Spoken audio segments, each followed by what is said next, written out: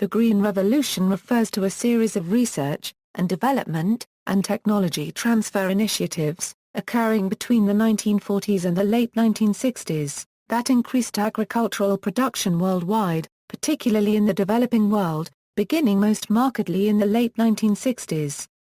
The initiatives, led by Norman Borlaug, the father of the Green Revolution credited with saving over 1 billion people from starvation, involved the development of high-yielding varieties of cereal grains, expansion of irrigation infrastructure, modernization of management techniques, distribution of hybridized seeds, synthetic fertilizers, and pesticides to farmers. The term Green Revolution was first used in 1968 by former United States Agency for International Development Director William Gaud, who noted the spread of the new technologies. These and other developments in the field of agriculture contain the makings of a new revolution. It is not a violent red revolution like that of the Soviets, nor is it a white revolution like that of the Shah of Iran. I call it the Green Revolution. History: in 1961, India was on the brink of mass famine. Borlaug was invited to India by the advisor to the Indian Minister of Agriculture C. Subramaniam. Despite bureaucratic hurdles imposed by India's grain monopolies, the Ford Foundation and Indian government collaborated to import wheat seed from the International Maize and Wheat Improvement Centre. Punjab was selected by the Indian government to be the first site to try the new crops because of its reliable water supply and a history of agricultural success. India began its own Green Revolution program of plant breeding, irrigation development, and financing of agrochemicals. India soon adopted IR8, a semi-dwarf rice variety developed by the International Rice Research Institute that could produce more grains of rice per plant when grown with certain fertilizers and irrigation. In 1968, Indian agronomist S.K. Datta published his findings that IR8 rice yielded about 5 tons per hectare with no fertilizer, and almost 10 tons per hectare under optimal conditions. This was 10 times the yield of traditional rice. IR8 was a success throughout Asia, and dubbed the miracle rice. IR8 was also developed into semi-dwarf IR36. In the 1960s, rice yields in India were about 2 tons per hectare. By the mid-1990s, they had risen to 6 tons per hectare.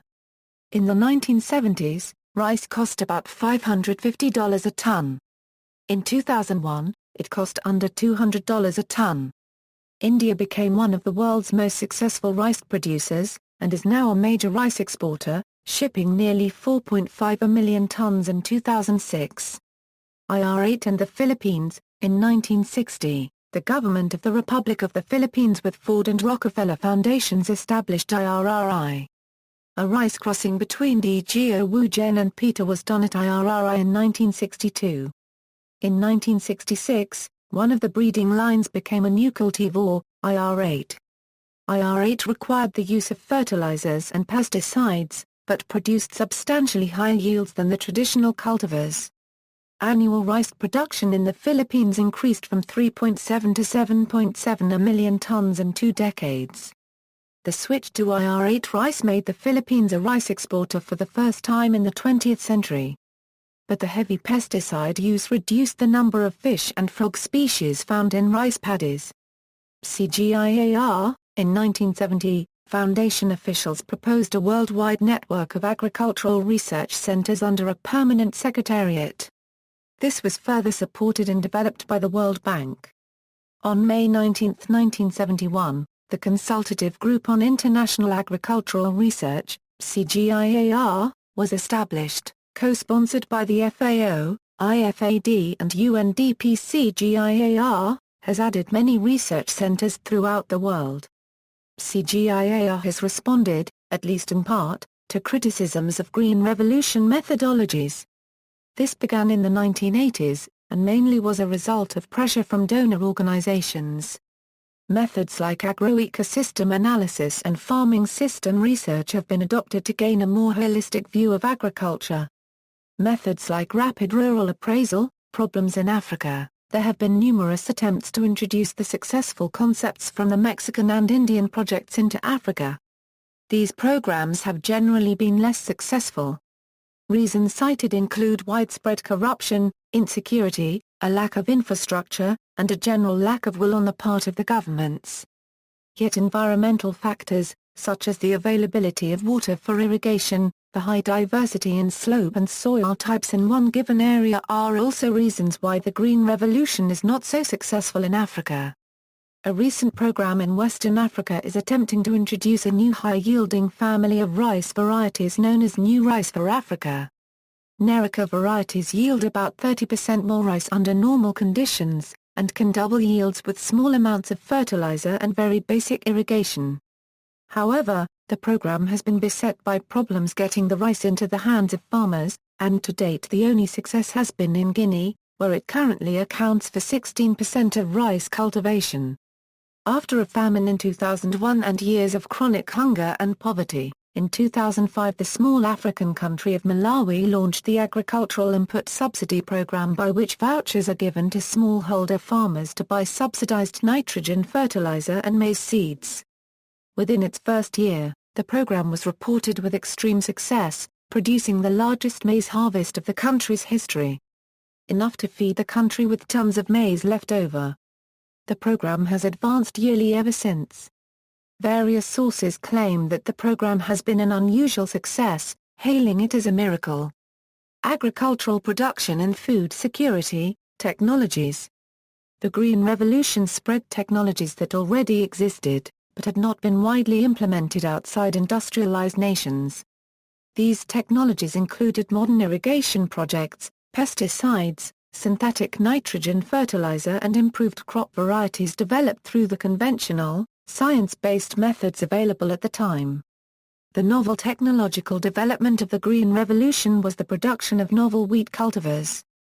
Agronomists bred cultivars of maize, wheat, and rice that are generally referred to as HYVs or high-yielding varieties. HYVs have higher nitrogen-absorbing potential than other varieties. Since cereals that absorbed extra nitrogen would typically lodge, or fall over before harvest, semi-dwarfing genes were bred into their genomes. A Japanese dwarf wheat cultivar, which was sent to Washington, D.C.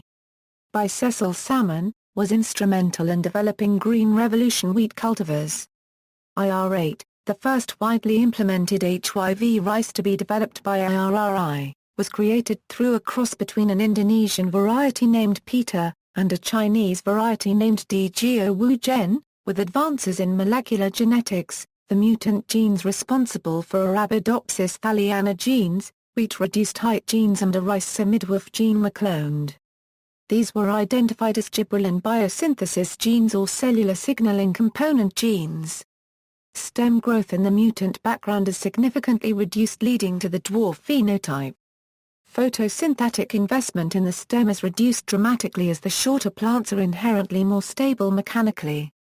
Assimilates become redirected to grain production, amplifying in particular the effect of chemical fertilizers on commercial yield. HYVs significantly outperform traditional varieties in the presence of adequate irrigation, pesticides, and fertilizers. In the absence of these inputs, traditional varieties may outperform HYVs. Therefore, several authors have challenged the apparent superiority of HYVs not only compared to the traditional varieties alone, but by contrasting the monocultural system associated with HYVs with the polycultural system associated with traditional ones. Production increases. Cereal production more than doubled in developing nations between the years 1961 and 1985. Yields of rice, maize, and wheat increased steadily during that period. The production increases can be attributed roughly equally to irrigation, fertilizer, and seed development, at least in the case of Asian rice. While agricultural outputs increased as a result of the Green Revolution, the energy input to produce a crop has increased faster, so that the ratio of crops produced to energy input has decreased over time. Green Revolution techniques also heavily rely on chemical fertilizers, pesticides and herbicides, and rely on machines, which as of 2014 rely on or are derived from crude oil, making agriculture increasingly reliant on crude oil extraction. Proponents of the peak oil theory fear that a future decline in oil and gas production would lead to a decline in food production or even a Malthusian catastrophe.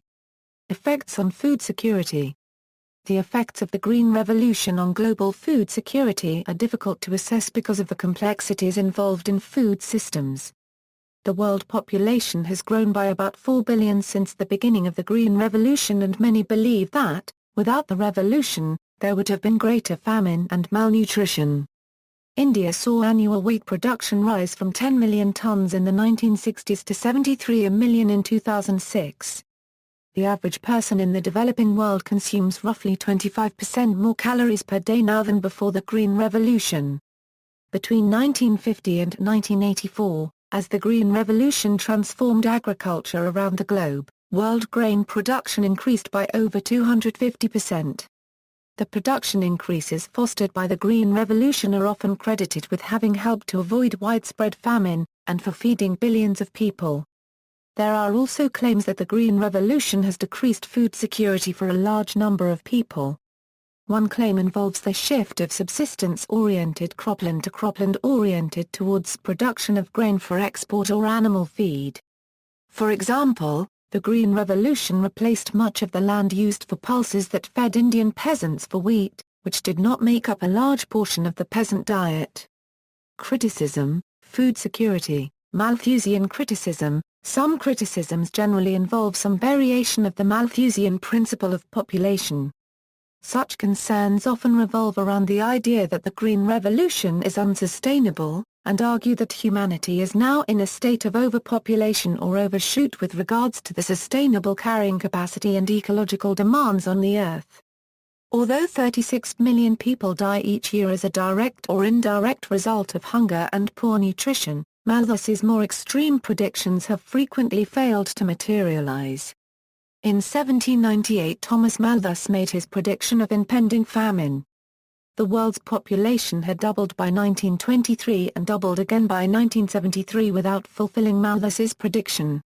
Malthusian Paul Ehrlich, in his 1968 book The Population Bomb, said that India couldn't possibly feed 200 million more people by 1980, and hundreds of millions of people will starve to death in spite of any crash programs. Ehrlich's warnings failed to materialize when India became self-sustaining in cereal production in 1974 as a result of the introduction of Norman Borlaug's dwarf wheat varieties. Since supplies of oil and gas are essential to modern agriculture techniques, a fall in global oil supplies could cause spiking food prices in the coming decades. Famine. To some modern Western sociologists and writers, increasing food production is not synonymous with increasing food security, and is only part of a larger equation. For example, Harvard professor Amartya Sen claimed large historic famines were not caused by decreases in food supply, but by socio-economic dynamics and a failure of public action. However, economist Peter Bobrick disputes Sen's theory, arguing that Sen relies on inconsistent arguments and contradicts available information, including sources that Sen himself cited. Bobrick further argues that Sen's views coincide with that of the Bengal government at the time of the Bengal famine of 1943, and the policies Sen advocates failed to relieve the famine. Quality of diet. Some have challenged the value of the increased food production of Green Revolution agriculture. Miguel A. Altieri writes that the comparison between traditional systems of agriculture and Green Revolution agriculture has been unfair, because Green Revolution agriculture produces monocultures of cereal grains, while traditional agriculture usually incorporates polycultures. These monoculture crops are often used for export, feed for animals, or conversion into biofuel. According to Emil Friesen of Biodiversity International, the Green Revolution has also led to a change in dietary habits, as fewer people are affected by hunger and die from starvation, but many are affected by malnutrition such as iron or vitamin A deficiencies. Friesen further asserts that almost 60% of yearly deaths of children under age 5 in developing countries are related to malnutrition. High-yield rice, introduced since 1964 to poverty-ridden Asian countries, such as the Philippines, was found to have inferior flavor and be more glutinous and less savory than their native varieties. This caused its price to be lower than the average market value. In the Philippines, the introduction of heavy pesticides to rice production, in the early part of the Green Revolution, poison and killed off fish and weedy green vegetables that traditionally coexisted in rice paddies. These were nutritious food sources for many poor Filipino farmers prior to the introduction of pesticides, further impacting the diets of locals. Political impact. A major critic of the Green Revolution, U.S. investigative journalist Mark Dowie, writes, "The primary objective of the program was geopolitical, to provide food for the populace in undeveloped countries and so bring social stability and weaken the fomenting of communist insurgency." Citing internal foundation documents, Dowie states that the Ford Foundation had a greater concern than Rockefeller in this area. There is significant evidence that the Green Revolution weakened socialist movements in many nations. In countries such as India, Mexico, and the Philippines, technological solutions were sought as an alternative to expanding agrarian reform initiatives, the latter of which were often linked to socialist politics. Socio-economic impacts. The transition from traditional agriculture, in which inputs were generated on farm, to Green Revolution agriculture, which required the purchase of inputs, led to the widespread establishment of rural credit institutions. Smaller farmers often went into debt, which in many cases results in a loss of their farmland. The increased level of mechanization on larger farms made possible by the Green Revolution removed a large source of employment from the rural economy. Because wealthier farmers had better access to credit and land, the Green Revolution increased class disparities, with the richer-poor gap widening as a result. Because some regions were able to adopt Green Revolution agriculture more readily than others, interregional economic disparities increased as well. Many small farmers are hurt by the dropping prices resulting from increased production overall. However, large-scale farming companies only account for less than 10% of the total farming capacity. This is a criticism held by many small producers in the food sovereignty movement. The new economic difficulties of smallholder farmers and landless farm workers led to increased rural-urban migration. The increase in food production led to a cheaper food for urban dwellers, and the increase in urban population increased the potential for industrialization. Globalization. In the most basic sense, the Green Revolution was a product of globalization as evidenced in the creation of international agricultural research centers that shared information, and with transnational funding from groups like the Rockefeller Foundation, Ford Foundation, and United States Agency for International Development. Environmental impact. Pesticides. Green Revolution agriculture relies on extensive use of pesticides, which are necessary to limit the high levels of pest damage that inevitably occur in monocropping, the practice of producing or growing one single crop over a wide area. Biodiversity. The spread of Green Revolution agriculture affected both agricultural biodiversity and wild biodiversity. There is little disagreement that the Green Revolution acted to reduce agricultural biodiversity, as it relied on just a few high-yield varieties of each crop. This has led to concerns about the susceptibility of a food supply to pathogens that cannot be controlled by agrochemicals, as well as the permanent loss of many valuable genetic traits bred into traditional varieties over thousands of years. To address these concerns, massive seed banks such as Consultative Group on International Agricultural Research unregistered trademark S International Plant Genetic Resources Institute have been established. There are varying opinions about the effect of the Green Revolution on wild biodiversity. One hypothesis speculates that by increasing production per unit of land area, agriculture will not need to expand into new, uncultivated areas to feed a growing human population. However, land degradation and soil nutrients depletion have forced farmers to clear up formerly forested areas in order to keep up with production. A counter-hypothesis speculates that biodiversity was sacrificed because traditional systems of agriculture that were displaced sometimes incorporated practices to preserve wild biodiversity, and because the Green Revolution expanded agricultural development into new areas where it was once unprofitable or too arid. For example, the development of wheat varieties tolerant to acid soil conditions with high aluminium content, permitted the introduction of agriculture in sensitive Brazilian ecosystems as Cerrado semi-humid tropical savanna and Amazon rainforest in the geoeconomic macroregions of Centro-Sul and Amazônia. Before the Green Revolution, other Brazilian ecosystems were also significantly damaged by human activity, such as the once first or second main contributor to Brazilian megadiversity Atlantic rainforest and the important xeric shrublands called caatinga mainly in the northeastern Brazil. Nevertheless, the world community has clearly acknowledged the negative aspects of agricultural expansion as the 1992 Rio Treaty, signed by 189 nations, has generated numerous national biodiversity action plans which assign significant biodiversity loss to agriculture's expansion into new domains. Greenhouse gas emissions. According to a study published in 2013 in PNAS, in the absence of the crop germplasm improvement associated with the Green Revolution, greenhouse gas emissions would have been 5.2-7.4 gt higher than observed in 1965 or 2004. Dependence on non-renewable resources. Most high-intensity agricultural production is highly reliant on non-renewable resources.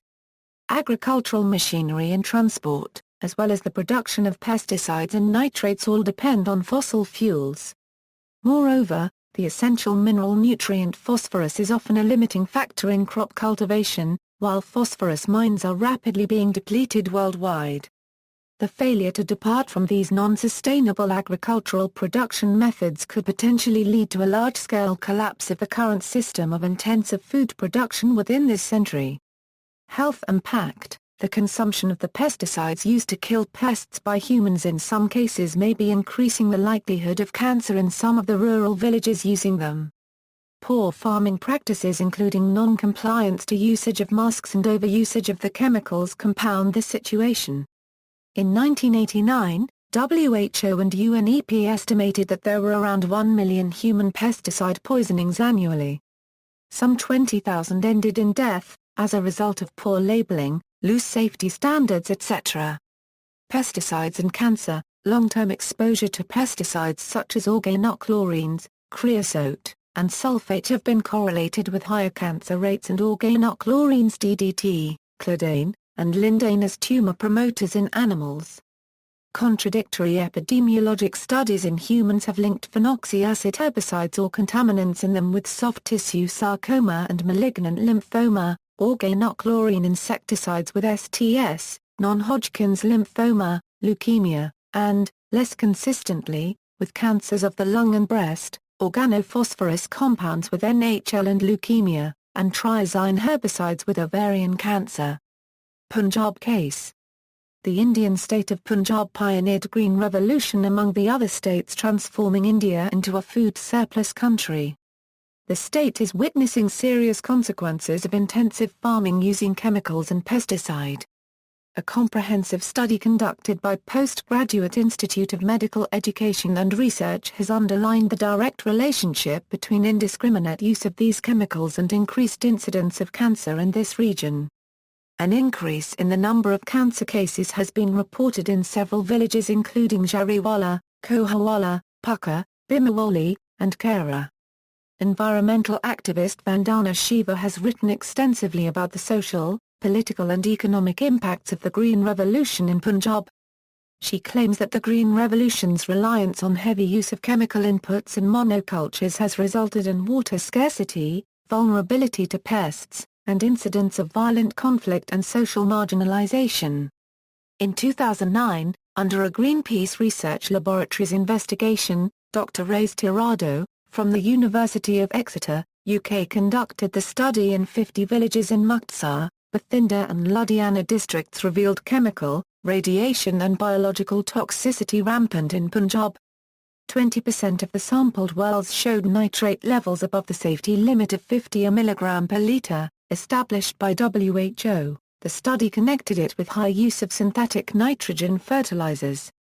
Organic farming. In 2003, Sikkim became the first state in India to pass a resolution in the State Assembly to convert all food sources in the state to organic agriculture by 2015. Subsidies were shifted away from chemical fertilizers, towards composting systems. Sikkim has found it very difficult to change farming practices and certify organic farms quickly enough. Norman Borlaug's response to criticism. He dismissed certain claims of critics, but did take other concerns seriously and stated that his work has been a change in the right direction, but it has not transformed the world into a utopia. Of environmental lobbyists, he said, "Some of the environmental lobbyists of the Western nations are the salt of the earth, but many of them are elitists. They've never experienced the physical sensation of hunger. They do their lobbying from comfortable office suites in Washington or Brussels. If they lived just 1 month amid the misery of the developing world, as I have for 50 years, they'd be crying out for tractors and fertilizer and irrigation canals and be outraged that fashionable elitists back home were trying to deny them these things." The new Green Revolution, although the Green Revolution has been able to improve agricultural outputs in many regions, there was and is still room for improvement. As a result, many organizations continue to invent new ways of how to improve on the techniques already used in the Green Revolution. Frequently quoted inventions are the system of rice intensification, marker-assisted selection, agroecology, and applying existing technologies to agricultural problems of the developing world. See also. References. Notes. Further reading, Jane, H.K. Green Revolution: A History, Impact and Future. Houston, Studium Press. ISBN A9781441647487. A Brief History, for General Readers. External links, Norman Borlaug Talk Transcript, 1996, The Green Revolution in the Punjab, by Vandana Shiva, Accelerating the Green Revolution in Africa. Rockefeller Foundation. Mosley, W.G. In Search of a Better Revolution. Minneapolis Star-Tribune, Which Cities Are Embracing the Green Revolution? Housetrip.com